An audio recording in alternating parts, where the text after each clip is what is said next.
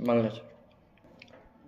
नमो अरिहंताणं नमो सिद्धाणं नमो आयर्याणं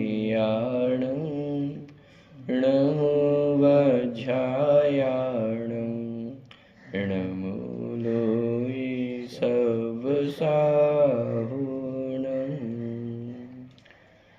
मंगलम भगवान वीरो मंगलम गौतमो गणी मंगलम कुंद कुंदाद्यो जैन धर्मोस्तु मंगलम।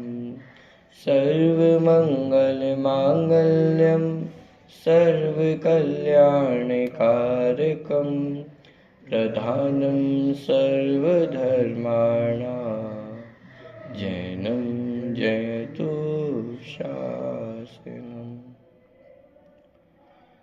वंदितु सर्वसिद्धे धूमचलमणोमवं गतिं पत्ते वोच्छामि समयपाहुर्मृणु सुधकेवली भणिदम्।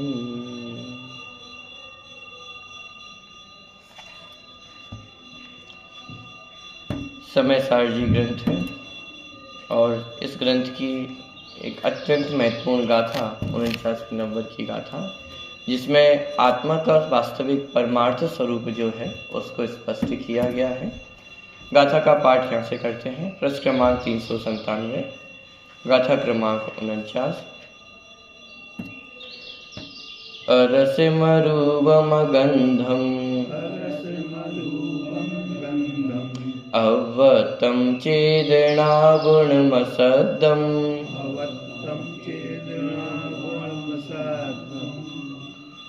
अव्वतम चेदना गुण मसद्दम, गुण अलग पढ़ना, फिर उसके बाद मसद्दम ये अलग पढ़ना। रसमरूपमगन्धम् अव्वतम चेदना गुणमसद्दम् जान अलिंग गहनम जीवमणिदिट्ठ संठानम चैतन्य गुण में आत्मा अव्यक्त रस रूप जानो अलिंग गहन इसलिए अनर्दिष्ट शाब्द। शिष्य ने प्रश्न किया था कि यदि अध्यवसानादिक भाव वास्तव में जीव नहीं है तो फिर जीव कौन है, जीव का वास्तविक स्वरूप क्या है, परमार्थ स्वरूप क्या है। तो उसके उत्तर में ये 49वीं गाथा आचार्य कुंद कुंद देव ने लिखी, जिसमें ये बताया कि वह आत्मा कैसा है, अरस है, अरूपी है, अगंध है, माने उद्गल के जितने विशेषण स्पर्श रस गंध वर्ण अथवा अज्ञानी जीव जिस पे जीवत्व की कल्पना करता था, तो उन सबका यहाँ पे निषेध किया कि आत्मा में रस भी नहीं पाया जाता है, आत्मा में गंध नहीं है, आत्मा में रूप नहीं है, अव्वत्तम अर्थात अव्यक्त है, असद्दम अर्थात शब्द भी नहीं है, और कैसा है, अलिंग ग्रहण है, अनिर्दिष्ट संस्थान वाला है, और चेतना गुण माने चेतना गुण से युक्त है। ऐसा यह भगवान आत्मा उसे जानो। इस प्रकार की चर्चा यहाँ पे ली गई है। कल अनुशीलन का थोड़ा हिस्सा अपन ने पढ़ा था। आज आत्मख्याति टीका का जो अंश है वो अपने को पढ़ना है। प्रश्न क्रमांक 399 पे अभी तक के अनुशीलन में टीका का क्या जो प्रारूप आने वाला है उसको स्पष्ट किया गया था, और प्रवचन सारजी ग्रंथ, पंचास्तिका आदि माने सभी ग्रंथों में मुख्य रूप से तो ये 3 ग्रंथ, क्योंकि अमृतचंद आचार्य ने टीका तीनों ग्रंथों की हुई है, तो उसमें लेकिन अलग अलग तरह से हर जगह इस गाथे की व्याख्या अमृतचंद आचार्य करते हैं। तो उसमें मुख्य रूप से समय सारजी और प्रवचन सारजी में अपन ने अंतर देखा था कि प्रवचन सारजी में जैसे यहाँ पे समय सार में जब टीका करते हुए अमृतचंद आचार्य ने अस्पर्श, क्योंकि मूल गाथा में अस्पर्श विशेषण नहीं दिया गया है, लेकिन टीका में अस्पर्श विशेषण को भी अलग से लिया गया है। और जब प्रवचन सारजी में इसी गाथा की व्याख्या करते हैं तो वहाँ पे अस्पर्श विशेषण अलग से नहीं लेते हैं, अव्यक्त विशेषण में ही स्पर्श को सम्मिलित कर लेते हैं। और इस टीका में किस प्रारूप में व्याख्या की गई है, तो अरस अरूपी इन सब के 6 बोल लिए गए हैं, 6 विशेषण इन सभी के लिए गए हैं। तो उनकी चर्चा अपन यहाँ से देखते हैं। प्रश्न क्रमांक 399 पे नीचे का जो पैराग्राफ है, आत्मख्याति में इस गाथा का जो भाव स्पष्ट किया गया है वह इस प्रकार है। देखिए, सबसे पहले अरस की चर्चा यहां से ली जा रही है।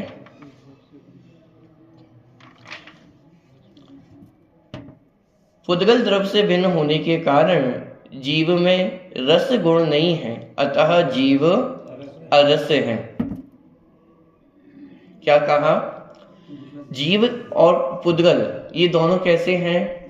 अलग अलग द्रव्य, दो भिन्न भिन्न द्रव्य हैं। जीव अलग है, पुद्गल अलग है। तो प्रश्न ये खड़ा हुआ कि जीव अरस क्यों है? तो हम ये सभी पहले से जानते हैं कि रस किसका गुण है? पुद्गल का गुण है। जब हम सामान्य और विशेष गुण पढ़ते हैं, अभी आपने शिविर में कक्षा भी पढ़ी थी लघुजैन सिद्धांत प्रवेशिका, तो वहां पे भी आपने सामान्य और विशेष गुण ये पढ़े होंगे। तो सामान्य गुण जो सभी द्रव्यों में पाए जाते हैं और विशेष गुण जो अपने अपने द्रव्यों में पाए जाते हैं।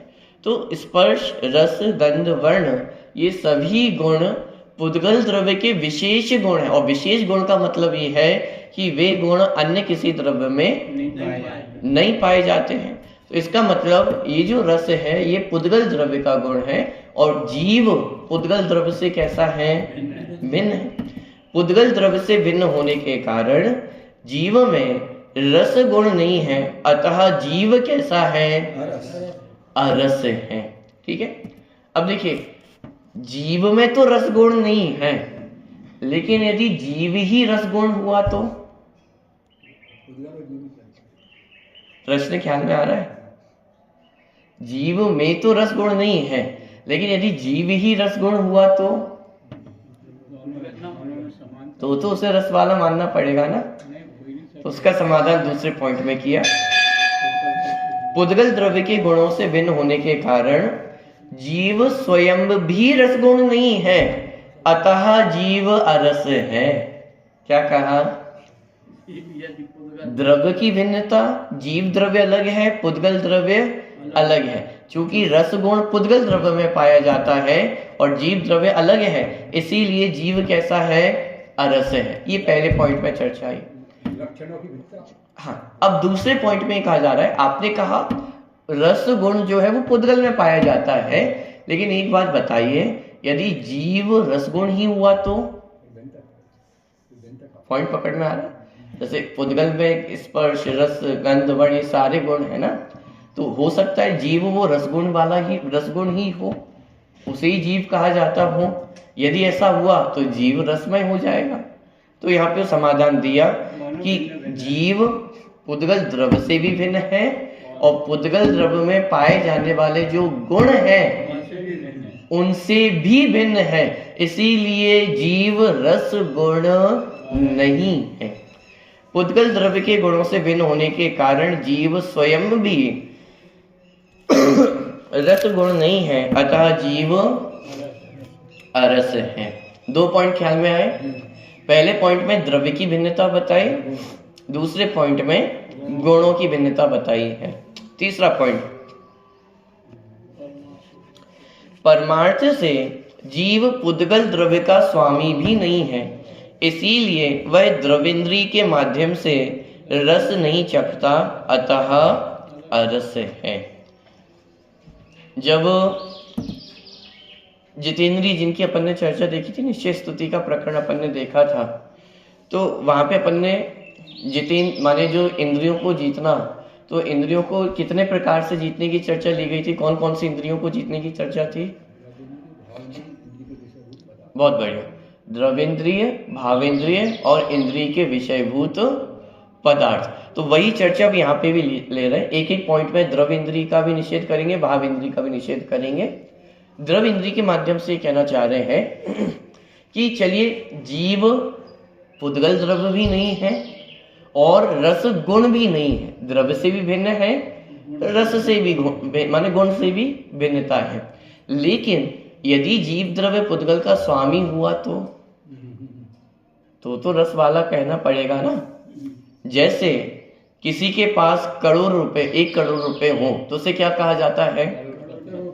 करोड़पति कहा जाता है। क्यों? क्योंकि उन करोड़ रुपए का स्वामी कौन है? वो व्यक्ति है, तो वो क्या कहलाता है? करोड़पति कहलाता है। किसी के पास बहुत ज्ञान है तो वो क्या कहलाता है? ज्ञानी कहलाता है। माने जो जिस वस्तु का स्वामी होता है वो उस वस्तु रूप कहलाता है। जैसे कोई घर है तो उस घर का मालिक कौन है? गृहपति, जो उसका स्वामी है, जो उसका स्वामी वो उसका मालिक कहलाएगा, तो गृहपति कहलाएगा। पॉइंट पकड़ में आ रहा है? जिसको वकालत का ज्ञान हो वो क्या कहलाता है? वकील कहलाता है। तो ऐसे ही माने जो जिसका स्वामी होता है वो वस्तु उसकी होती है।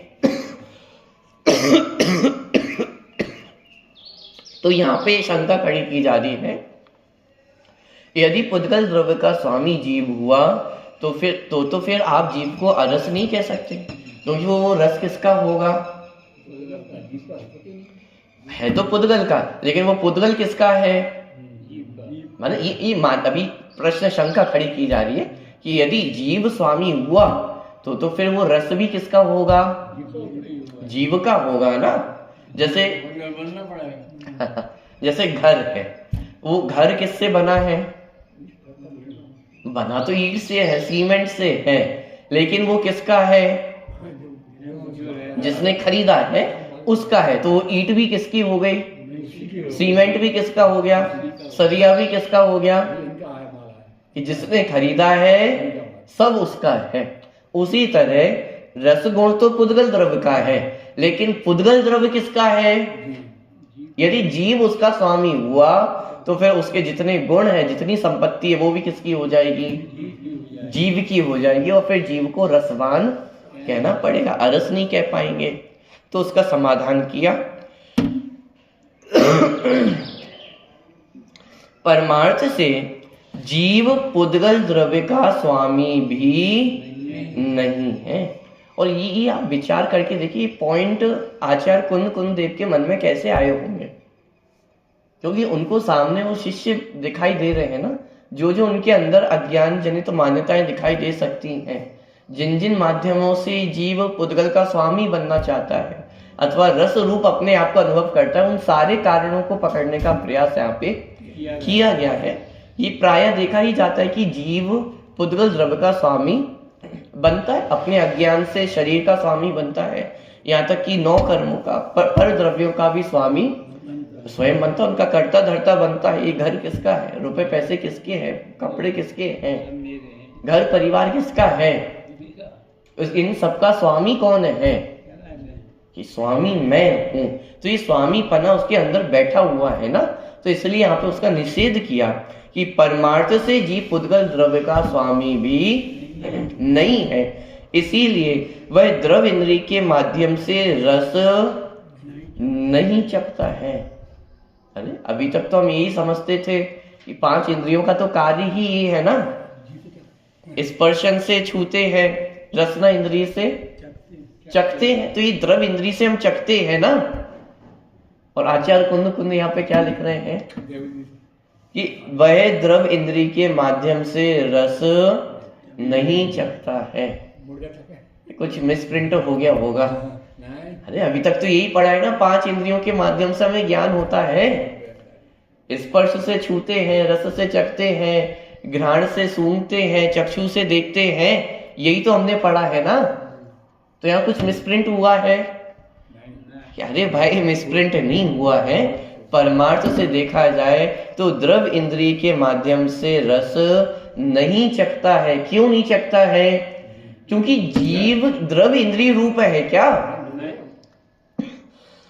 द्रव इंद्रिय क्या है? अपने आप में पुद्गल द्रव्य है। और पहले पॉइंट में ही हम समझ के आ गए हैं, जीव अलग है और पुद्गल द्रव्य अलग है, और जीव पुद्गल द्रव्य का स्वामी नहीं है। तो अब पुद्गल द्रव्य रस चखे नहीं चखे, लेकिन जीव तो उसका स्वामी है ही नहीं ना। बात पकड़ में आ रही है? जब हमने यही सिद्ध कर दिया है कि रसना इंद्रिय जीव की नहीं है, जीव और रसना इंद्रिय दोनों जुदा जुदा है, भिन्न भिन्न है, तो अब ये रसना इंद्रिय चखे या ना चखे ये तो दूसरी बात रह गई। या तो ये सिद्ध हो गया कि जीव और रसना इंद्रिय का कोई संबंध ही नहीं है, तो जीव द्रव इंद्रिय से चखता है, ये बात ही कहां रही? ये बात तो तब खड़ी होती जब इस रसना इंद्रिय का स्वामी जीव होता, तब फिर ये प्रश्न खड़ा होता कि क्या द्रव इंद्रिय रस को चखती है या नहीं चखती है। यहाँ तो ये बात चल रही है कि इस द्रव इंद्रिय का स्वामी जीव, जब जीव इन द्रव इंद्रिय का स्वामी नहीं है तो ये द्रव इंद्रिय कुछ भी करे, उसका कर्ता भोक्ता तो जीव नहीं है ना। तो इसलिए जीव कैसा है? अरस है। पॉइंट पकड़ में आ रहा है। दूसरी बात, ज्ञान तो हो रहा है, रस का ज्ञान तो होता है। जब कोई भी पदार्थ जिह्वा पे रखा जाएगा तो उसका स्वाद तो आएगा। शक्कर रखी जाएगी तो मिठास आएगी, नींबू रखेंगे तो खटास आएगा। तो ये स्वाद कैसे आया? उस समय तो द्रव इंद्रिय ने अपना कार्य किया ना, उस समय तो द्रव इंद्रिय से जीव ने जाना है ना। अरे उस काल में भी जो ज्ञान हुआ है वो जीव के अपने ज्ञान गुण से कार्य हुआ है, द्रव इंद्रिय से कार्य। यदि द्रव इंद्रिय कार्य करने में समर्थ हो तो आपने कितनी बार देखा होगा कि कुछ मीठा आप खा लो और उसके बाद यदि मीठा दूध पियो तो कैसा लगता है? शक्कर डली है उसमें, बराबर बहुत डली है, 2-3 चम्मच शक्कर डली है, लेकिन उसके बाद भी वो दूध कैसा लगता है? लेकिन आपको ज्ञान है या नहीं है कि दूध मीठा है या नहीं है? द्रव्य इंद्रियों से तो जानकारी नहीं हुई, रसना इंद्रिय ने तो आपको धोखा दे दिया है। रसना इंद्रिय तो ये कह रही है कि इसमें शक्कर नहीं डेली है, मिठास नहीं आ रही है, लेकिन उस समय भी आपको ये पता है कि इसमें मिठास है। इसका मतलब जीव जिस समय हमें दिखाई दे रहा है कि द्रव इंद्रिय से जान रहा है, उस समय भी वास्तव में जानने वाला कौन है? जीव तो अपने ज्ञान से ही जान रहा है। पॉइंट पकड़ में आ रहा है? इसीलिए जीव द्रव इंद्रिय का स्वामी नहीं है, इसीलिए जीव द्रव इंद्रिय से रस चखता नहीं है। परमार्थ से जीव पुद्गल द्रव्य का स्वामी भी नहीं है, इसीलिए वह द्रव इंद्रिय के माध्यम से रस नहीं चखता है। अतः कैसा है? अरस है। क्यों रस नहीं है? क्योंकि वह द्रव इंद्रिय का स्वामी नहीं है। ये रस चखने का कार्य द्रव इंद्रिय का था ना, तो द्रव इंद्रिय का हो, लेकिन मैं तो द्रव इंद्रिय रूप, ये पहला पॉइंट क्या? मैं द्रव इंद्रिय रूप नहीं हूं, ये पहला पॉइंट। पुद्गल द्रव से भिन्न हूं। द्रव इंद्रिय का कार्य, जैसे रसना इंद्रिय का कार्य है रस को चखना, लेकिन मुझ में ऐसा कोई गुण नहीं है कि मैं रस को चख सकूं। तो ये दूसरा पॉइंट, गुणों से भिन्नता। और तीसरा पॉइंट, मैं रसना इंद्रिय का स्वामी भी नहीं हूं, ये तीसरा पॉइंट हुआ। ठीक है? और रसना इंद्रिय का स्वामी नहीं हूं, द्रव इंद्रिय का स्वामी नहीं हूं, इसलिए मैं कैसा हूं? अरस हूं। स्वामी होता तो समस्या खड़ी होती। जैसे जगत में जो जिसका स्वामी होता है फिर पूरी जिम्मेदारी उसकी होती है। यदि आपके रुपए पैसे हैं तो करोड़पति कौन कहलाएगा? आप कहलाएंगे। यदि उन रुपयों का दुरुपयोग होगा तो फल किसको मिलेगा? आपको मिलेगा, आपको पकड़ा जाएगा। तो जगत में भी जो जिसका स्वामी होता है उसका पूरा कर्तृत्व उस व्यक्ति के ऊपर ही आता है। लेकिन चूंकि जीव जब पुद्गल द्रव्य का स्वामी ही नहीं है तो उसका कर्तृत्व भी जीव पर नहीं आएगा। चलिए अगला चौथा पॉइंट, जब इंद्रियों से तो जीव भिन्न है, इसलिए जीव कैसा है? अरस है। लेकिन एक बात बताइए, ये जीव रस को जानता है कि नहीं जानता है? अब ये जो ज्ञेय ज्ञायिक संबंध है उसको पकड़ा जाएगा, क्योंकि अज्ञानी जीव तो किसी भी तरह से अपने आप को शरीर रूप अनुभव करना चाहता है, पुद्गल रूप अनुभव करना चाहता है। तो जो भी पकड़ में आए उसके माध्यम से वो अपने आप को रस रूप अनुभव करना चाहता है। तो अब ज्ञेय ज्ञायिक की तरफ से जो संबंध बनाया जाता है उसका निषेध किया जाएगा। स्वभाव दृष्टि से जीव क्षायोक्षमिक भाव रूप भी नहीं है, इसीलिए वह भावेंद्री के माध्यम से भी रस नहीं चखता, अतः अरस है। अभी थोड़ी गंभीर बात समझना, द्रविंद्रियों से रस नहीं चखता ये तो अलग बात है, लेकिन अभी अभी तो हमने पढ़ा था कि जीव अपने ज्ञान से तो चखता है ना, ज्ञान से तो रस का अनुभव करता है ना। तो यहाँ पे कहा जा रहा है हाँ ज्ञान से करता है, लेकिन कौन से ज्ञान से? वर्तमान में जो क्षयोक्षमिक ज्ञान पाया जा रहा है वह जीव का स्वभाव नहीं है, जीव क्षयोक्षमिक भाव रूप भी नहीं है। भावेंद्री का निषेध, जैसे जितेंद्रिय जिनके प्रकरण में अपन ने पढ़ा था, द्रवेंद्रिय, भावेंद्रिय और इंद्रिय के विषयभूत पदार्थ, तो जीव द्रविंद्रिय से भी रहित है, भावेंद्रिय से भी रहित है और इंद्रियों के विषयभूत पदार्थों से भी रहित। तो यहाँ भावेंद्रिय का निषेध किया जा रहा है कि जीव पुद्गल द्रव्य से भिन्न है, पुद्गल द्रव्य के गुणों से भिन्न है, पुद्गल द्रव्य का स्वामी भी नहीं है। ये तो पुद्गल द्रव्य की बात हो गई। अब थोड़ा सा जीव के अंदर आया जाए कि चलो पुद्गल द्रव्य से तो हमारा कोई संबंध नहीं है, लेकिन जीव पुद्गल द्रव्य को जानता है, इस रूप में तो पुद्गल के साथ संबंध है ना। और ज्ञेय ज्ञायक संबंध तो कहा ही है, ज्ञेय माने पुद्गल द्रव्य, माने जगत के जितने पदार्थ है वो सब ज्ञेय, और उनको जानने वाला ज्ञायक कौन, ज्ञान कौन, मैं। तो ज्ञेय ज्ञायक संबंध ये तो जीव का है ना, इस अपेक्षा से तो पुद्गल के साथ मेरा संबंध हो गया कि इस संबंध को हम क्या संबंध कहें। जानने वाला यहाँ रहता है, जानने में आने वाली वस्तु अपने स्वचतुष्टय में रहती है, ये कैसा संबंध है। यहाँ कोई कुछ करने वाला नहीं है। क्या अग्नि को जानने मात्र से स्वयं में अग्नि की उष्णता प्रवेश हो जाती है क्या? जैसे वो उदाहरण दिया जाता है ना कि एक व्यक्ति था और उसको दंड दिया गया था कि भाई रात भर आपको तालाब में भरी ठंड में खड़े रहना है। तो उसने क्या करे, राजा की आज्ञा है, दंड है, तो वो खड़ा रह गया एक रात भर। अब अगले दिन वो दरबार में पहुंचा कि साहब अपन पूरे एक दिन, पूरी एक रात तालाब में मैं खड़ा रहा। तो राजा को बड़ा आश्चर्य हुआ कि इतनी ठंड में और बिना कपड़ों के और तालाब में, इतने ठंडे तालाब में पूरी रात भर खड़ा रही, कैसे संभव हुआ? तो उसने बोला कि महाराज वो एक दीपक जलता हुआ दिखाई दे रहा था, वो मशाल जलती हुई दिखाई दे रही थी और बस उसके सहारे मैं तालाब में खड़ा रहा। तो राजा को बड़ा गुस्सा आया, क्योंकि आदेश तो ये था कि तुम कोई भी सहारा नहीं ले सकते हो, कोई उष्णता का साधन आप अपने माने उसकी सहायता नहीं ले सकते, तुमने मशाल की सहायता ली है ना। तो ये तो अपराध हो गई, तो चीटिंग हो गई है, तो ये आपका दंड पूरा नहीं हुआ, जाओ अब पुनः इस रात भी खड़े रहना पड़ेगा। अब वो व्यक्ति बेचारा बहुत घबरा गया, एक रात तो जैसे तैसे बड़ी मुश्किल से निकाल ली, अब दूसरी दिन भी यदि दूसरी रात भी खड़ा रहना पड़ गया तो प्राणों पे आफत आ जाएगी। तो वो बीरबल के पास जाता है और वो बीरबल पूरी उक्ति सुझाता है। अगले दिन वो राजा को बुलाता है अपने भोजन पे कि साहब आज आप आइए, पधारिए, हमारे यहाँ भोजन है आपका। तो वो राजा को बुलाता है अकबर को भोजन पे, और क्या करता है बीरबल कि अग्नि नीचे जलाता है और ऊपर एक पेड़ के तले से वो हांडी टांग देता है। अब वो राजा आया, कुछ देर तो 15-20 मिनट तो चलो बातों बातों में बात निकल गया समय। अब राजा को ही भूख लगी थी, सुबह से भूखा था, क्योंकि चलो बीरबल के यहाँ भोजन है, कुछ स्वादिष्ट ही खाने को मिलेगा तो बढ़िया खाएंगे। तो सुबह से कुछ खाया भी नहीं और अब भूख भी उससे तेज लगने लगी। तो 15 मिनट हो गए, 20 मिनट हो गए, आधा घंटा हो गया। अब तो अकबर ने पूछ ही लिया कि अरे भाई भोजन खिलाओगे कि नहीं खिलाओगे? तो अकबर ने बोला बस राजा कुछ देर और है, बस बन ही रहा है, भोजन तैयार ही हो गया है, हांडी चढ़ा दी है।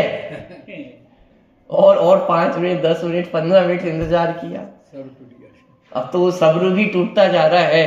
थोड़े से भारी आवाज में क्रोध के साथ पूछा कि अरे भाई कहाँ है भोजन, है भी कि नहीं है, कोई व्यवस्था है कि नहीं है? फिर बीरबल ने बोला कि बस बन ही गया है, हांडी तो बहुत देर की चढ़ा रखी है, बस बन ही गया है, बात तैयार हो ही गई है। आप बैठिए, बस बन ही रहा है। और 5 मिनट निकले, 10 मिनट निकले, अब तो अकबर से सहन नहीं, कि मैं भी तो देखूं ऐसा क्या पका रहे हो, कहाँ पका रहे हो। तो जब वो पहुंचा, उसने देखा, तो उसने अपना माथा पकड़ लिया कि यहाँ अग्नि लगी है, यहाँ हांडी टंगी है, कब तैयार होगा भोजन। इस बात को देख करके फिर अकबर को अपनी गलती समझ में आ गई कि अरे भाई, वो व्यक्ति ने मशाल को देखा है तो उससे कौन सी गर्मी उसे प्राप्त हो गई है, वो तो उतनी दूर थी, यहाँ से उसे कोई गर्मी प्राप्त नहीं हुई है, ये तो मात्र एक मानसिक संबल उसे प्राप्त था, लेकिन वास्तव में कोई उष्णता उसने ली हो ऐसा तो नहीं है। इसी तरह कहीं हमारी भी तो हालत नहीं हो रही है। पर द्रव्यों को जानकर के हम उनके स्वामी बन जाते हैं, लेकिन पर द्रव्यों को जानना मात्र उनका स्वामी बनना नहीं है। पर द्रव्य को जानने मात्र से हम उसके स्वामी नहीं बन जाते। जैसे ट्रेन में होता है ना, जनरल के डिब्बों में स्थिति बनती है कि भाई ये सीट किसकी है, मेरी सीट है। कोई होशियार व्यक्ति हो तो वो रूमाल रख देता है बाहर खिड़की से ही, और फिर क्या कहता है, ये सीट किसकी है, कि ये सीट मेरी है। कुछ और चतुर लोग होते तो वो ये कहते कि इसको पहले देखा किसने, ये इसको देखा पहले मैंने था तो ये किसकी हो गई, कि मेरी हो गई है। क्या देखने मात्र से कोई वस्तु आपकी हो सकती है?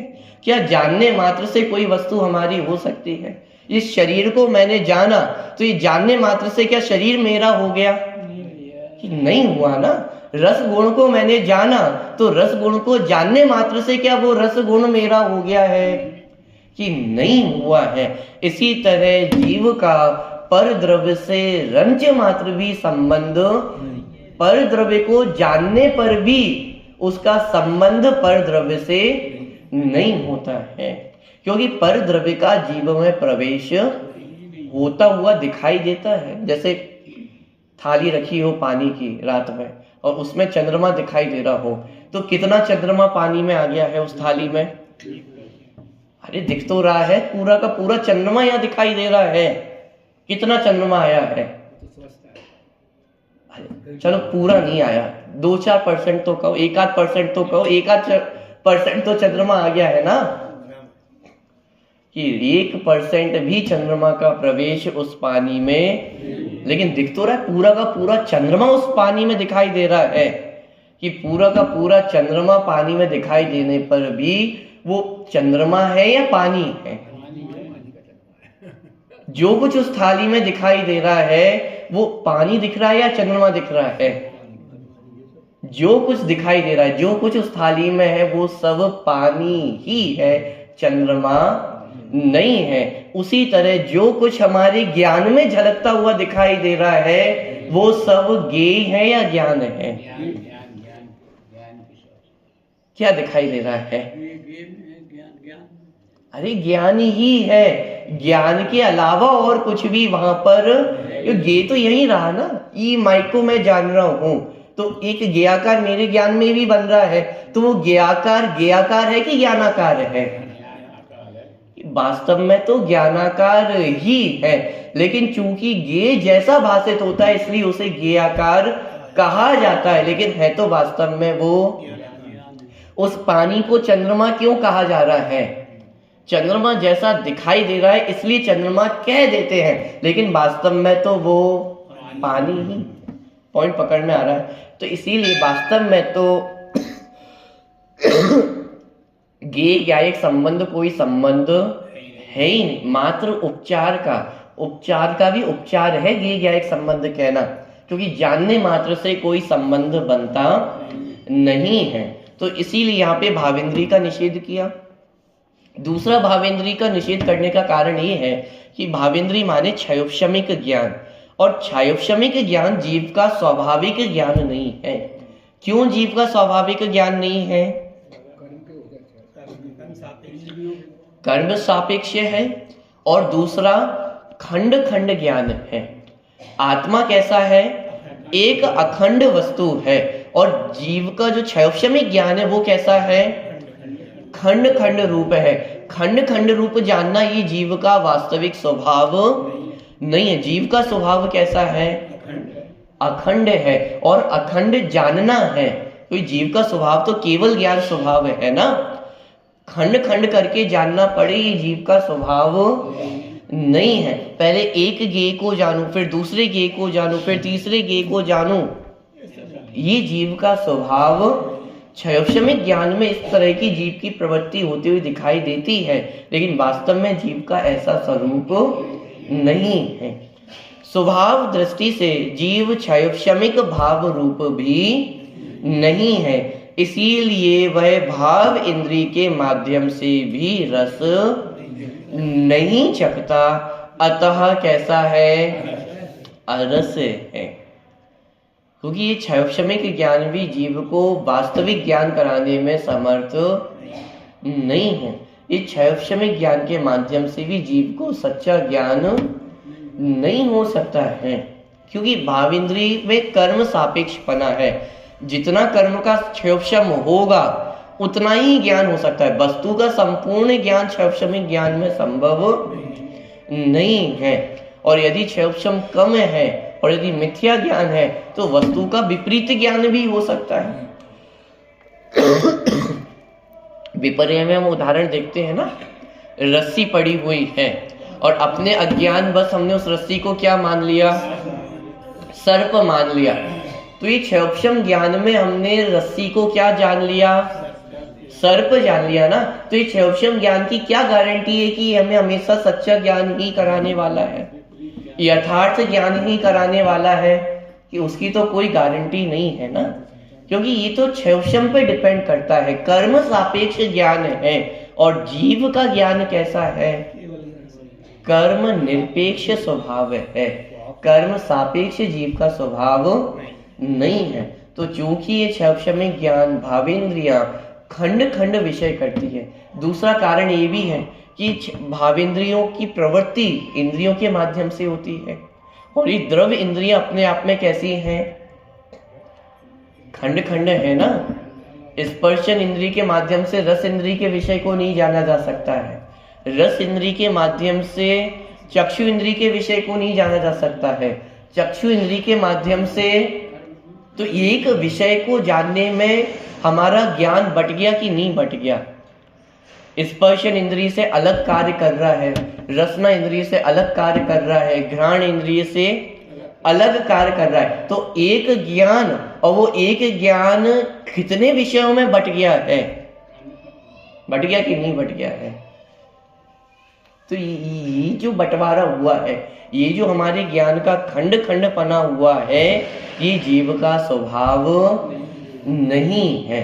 लेकिन भावेंद्रिय के माध्यम से ये खंड रूप जीव की प्रवृत्ति होती है, तो वास्तव में ये क्षयोक्षमिक ज्ञान ये भावेंद्रिय जीव का स्वभाव नहीं है। इसीलिए क्षयोक्षमिक ज्ञान से जो रस का जानना होता है वो भी वास्तव में जीव नहीं चखता है। तो स्वभाव दृष्टि से जीव क्षयोक्षमिक भाव रूप भी नहीं है, इसीलिए वह भावेंद्रिय के माध्यम से भी रस नहीं चखता, अतः अरस है। ये 2 पॉइंट क्यों लिए हैं? तीसरे नंबर का और चौथे नंबर का। द्रव्येंद्रिय से भिन्नता बताई और भावेंद्रियों से भिन्नता बताई। ये पॉइंट क्यों लिए? क्योंकि स्वामी पने वाला पॉइंट खड़ा हुआ था ना, कि स्वामी पना यदि हो तो फिर जीव को रसवान कहा जा सकता है। यदि जीव रस का स्वामी हो तो फिर हम जीव को रस वाला कह सकते हैं। पॉइंट पकड़ में आ रहा है? ऑटो वाला ऐसा हम क्यों कहते हैं? जो ऑटो का स्वामी होगा उसे हम क्या कह सकते हैं? ऑटो वाला कह सकते हैं। ऐसे ही यदि जीव रस का स्वामी हो तो हम जीव को क्या कह सकते हैं? रस वाला कह सकते हैं ना। तो अज्ञानी अपना भरपूर जोर इस बात में लगा रहा है, ये सिद्ध करने में लगा रहा है कि जीव को ये रस का स्वामी सिद्ध कर दिया जाए। यदि जीव रस का स्वामी सिद्ध हो गया तो हम फिर ये कह सकते हैं कि जीव रस वाला है। लेकिन आचार्य कुंद भी कई कमजोर है क्या, कि उनके पास एक से बढ़कर एक प्रबल युक्तियां है जिसके माध्यम से वो सिद्ध कर रहे हैं कि जीव रस का स्वामी नहीं है। द्रव्येंद्रियों के माध्यम से जीव ने पकड़ने का प्रयास किया, शिष्य ने पकड़ने का प्रयास किया, तो आचार्य कुंद माने टीकाकार अमृतचंद आचार्य ने सिद्ध कर दिया कि जीव और द्रव्येंद्रियां ये दोनों कैसे हैं, भिन्न भिन्न है। जीव अलग है और द्रव्य इंद्रियां अलग है, इसीलिए जीव द्रव्य इंद्रियों का स्वामी नहीं है, इसलिए जीव द्रव्य इंद्रिय से रस को चखता नहीं है। अब शिष्य ने भाव इंद्रियों से पकड़ने का प्रयास किया कि चलो द्रव्य इंद्रिय को तो आपने पुद्गल कह के साइड में कर दिया, भाव इंद्रिय का क्या करोगे? क्योंकि भाव इंद्रिय तो ये आपका ही क्षयक्षम ज्ञान है ना, क्योंकि द्रव्य इंद्रियों में तो चलो पुद्गल है, शरीर है, ये तो स्पष्ट पुद्गल द्रव्य है, इसको तो अपन साइड में रखें, लेकिन भाव इंद्रिय ये तो हमारा ही ज्ञान है ना, क्षयक्षम ज्ञान है, इसको आप कैसे अलग करोगे? क्योंकि ये भी हमारा स्वभाव नहीं है, विभाव है, इसीलिए जीव क्षयक्षमिक भाव रूप भी, और जब क्षयक्षमिक भाव रूप नहीं है तो क्षयक्षमिक ज्ञान से जो कुछ भी जाना जाए उसकी जिम्मेदारी उसका स्वामी जीव नहीं है, इसीलिए जीव क्षयक्षमिक ज्ञान से रस को चखता नहीं है। ये बात सिद्ध हुई। 5वां पॉइंट, समस्त विषयों के विशेषों में साधारण ऐसे एक ही संवेदन परिणाम रूप जीव का स्वभाव होने से वह केवल एक रस वेदना परिणाम को पाकर रस नहीं चखता, अतः अरस है। क्या कह रहे हैं? समस्त विषयों के विशेषों में साधारण ऐसे एक ही संवेदन परिणाम रूप जीव का स्वभाव होने से, कैसा स्वभाव है जीव का? सभी पदार्थों को जानता हुआ एक चैतन्यमय ही रहता है। पुद्गल को जानता है, लेकिन पुद्गल को जानते हुए भी जीव चैतन्यमय रहता है या पुद्गलमय हो जाता है? देखो बहुत बारीकी से आप इस पॉइंट को पढ़ें। समस्त विषयों के विशेषों में, समस्त विषय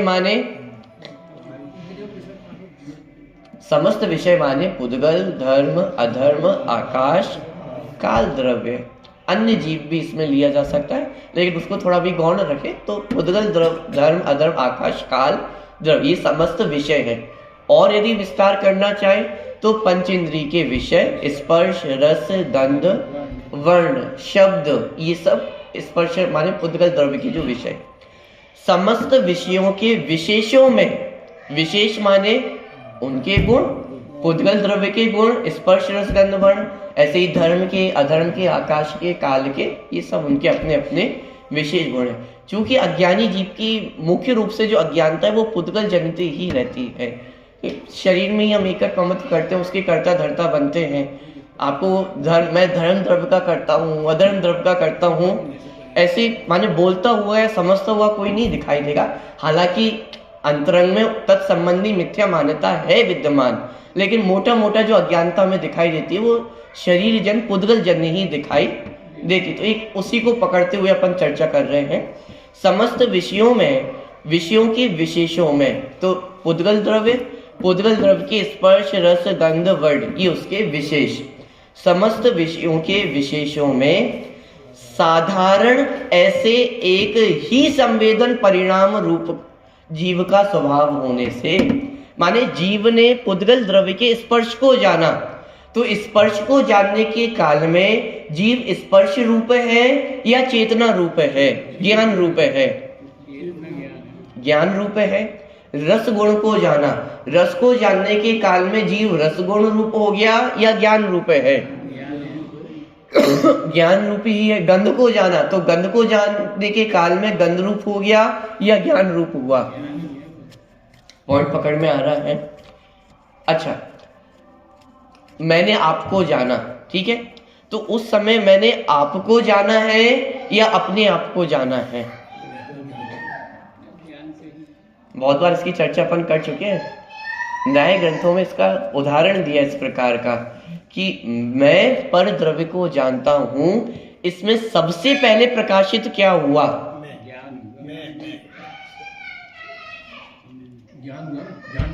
एक कमरे में दीपक जल रहा था, तो उस कमरे में आपको क्या क्या दिखाई दिया? मैंने उसमें टेबल भी रखी थी, चेयर भी रखी थी। आपने दरवाजे से प्रवेश किया और दरवाजे के सामने सबसे पहले टेबल रखी हुई, सबसे सामने टेबल रखी हुई है और दीपक जल रहा है। तो आपने जैसे ही दरवाजा खोल करके कमरे में प्रवेश किया तो सबसे पहले आपको क्या दिखा? क्या दिखा? टेबल नहीं दिखी? अरे टेबल से पहले भी कुछ और दिखा है। क्या दिखा है? वो प्रकाश दिखा है ना, और प्रकाश नहीं दिखा है, दीपक दिखा है। क्योंकि आपको पता है कि प्रकाश किसका है? दीपक का प्रकाश है। टेबल से पहले भी हमें जानकारी किसकी हुई है? दीपक की जानकारी हुई है। मैं पर द्रव्य को जानता हूं, मैंने पुस्तक जानी, इसमें हमें सबसे पहला ज्ञान किसका हुआ? अरे आप ही ने तो कहा मैंने। वाक्य में आपने सबसे पहले क्या प्रयोग किया? मैंने प्रयोग किया। पुस्तक जानने में आए या ना जानने में आए, लेकिन मैं तो निरंतर जानने में आ रहा हूं। निरंतर वो जो स्वसंवेदन है, जो सामान्य संवेदन है, वो तो निरंतर ही चल रहा है ना। अब दूसरी बात, ये पुस्तक जानने में आए या ना आए, ये तो सूक्ष्म ज्ञान पे डिपेंड करता है। कदाचित आपकी आंखें कमजोर हो गई हो, तो हो सकता है आपको समझ में ना, थोड़ा दूर रखी हो पुस्तक, तो आपको समझ में नहीं आ रहा है कि पुस्तक है कि कुछ और है। चश्मा लगा हो कि सूक्ष्म ज्ञान हो, कमजोरी हो, तो हो सकता है इसका ज्ञान हो या ना हो। लेकिन मैं जानने वाला हूं, ये जो सामान्य संवेदन है, ये तो हर परिस्थिति में ही है। चाहे पर पदार्थ आपको जानने में आए या ना आए, बिल्कुल भी ना आए, तो भी ये तो मैं जानने वाला हूं कि मुझे जानने में नहीं आ रहा, तो ये जानने में तो आ रहा है ना। पॉइंट पकड़ में आ रहा है। आप ये कहो कि मुझे विषय समझ में नहीं आ रहा है, तो इतना तो समझ में आ रहा है कि विषय समझ में नहीं आ रहा है। ये जो जानने वाला तत्व है, ये जो साधारण संवेदन है, पदार्थ जानने में आए नहीं आए, अधिक आए कम आए, लेकिन ये जो ज्ञान का कार्य है, जानना जानना जानना, ये जो साधारण ज्ञान है, ये तो 24 घंटे वर्त रहा है या नहीं वर्त रहा है? बोलो, पॉइंट पकड़ में आ रहा है? देखिए, इसके बारे में शंका है। देखिए, समस्त विषयों के विशेषों में साधारण ऐसे एक ही संवेदन परिणाम रूप जीव का स्वभाव होने से, जीव का स्वभाव ज्ञान में कम ज्यादा पना होना नहीं है। जीव कैसा है? एक चैतन्य रूप है, जानन जानन जानन जानन इस रूप ही है। वह केवल एक रस वेदना परिणाम को पाकर रस नहीं चखता, अतः कैसा है? अरस है। वो जो सामान्य ज्ञान है वह विशेष रूप नहीं होता है। पॉइंट पकड़ में आ रहा है?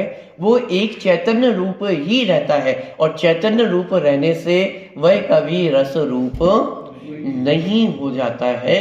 इसीलिए जीव कैसा है? अरस है।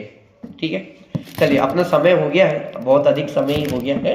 मैं 6वां पॉइंट में पढ़ रहा हूं, चर्चा तो अपन कल करेंगे। समस्त ज्ञों का ज्ञान होने पर भी सकल ज्ञेय ज्ञायक के तादात्म्य का निषेध होने से रस के ज्ञान रूप में परिणमित होने पर भी स्वयं रस रूप परिणमित नहीं होता, अतः अरस है।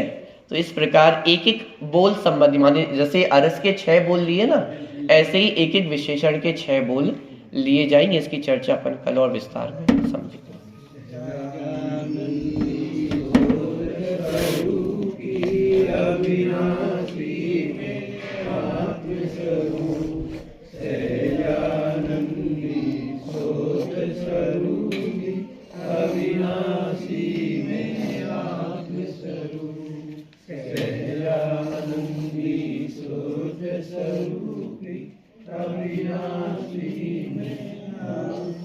नंबर 21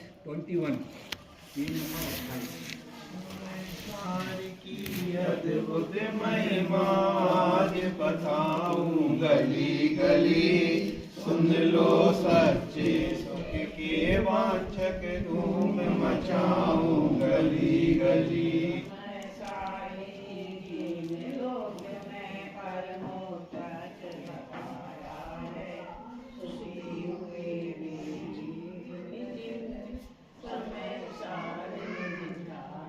समय साल बिन सुख न मिलेगा, बात कहूँ मैं खरी खरी। सुन लो सच्चे सुख के वांछक धूम मचाऊं गली गली।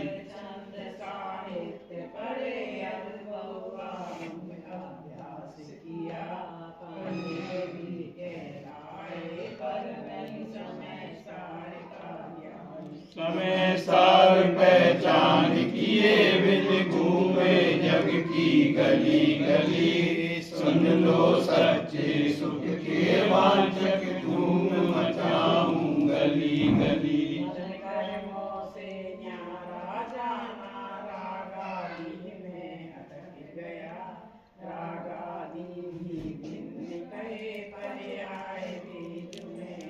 समय साल में वेदों से भी भिन्न आत्मा शुद्ध कही। सुन लो सच्चे सुख के वांछक धूम मचाऊं गली गली।